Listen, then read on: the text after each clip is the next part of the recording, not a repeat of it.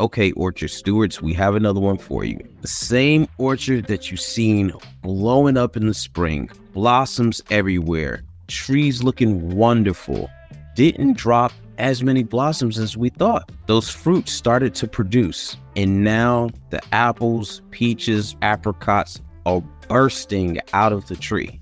Branches are leaning over, they're looking bountiful.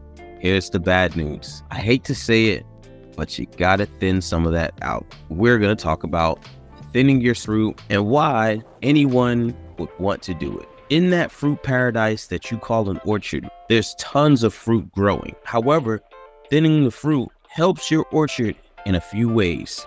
It allows for more nutrients to pass into the fruit to have larger and tastier fruit. With all of the fruit on the tree, it's only getting so much nutrients to pass through to every single fruit. That's why you have to thin it out. So how do you thin it? Great question. You want to go between 4 to 6 inches between each fruit. So if you were starting from the tree and working your way out on a branch, first fruit stays there. Anything between 4 to 6 inches, you remove till you get to the next fruit.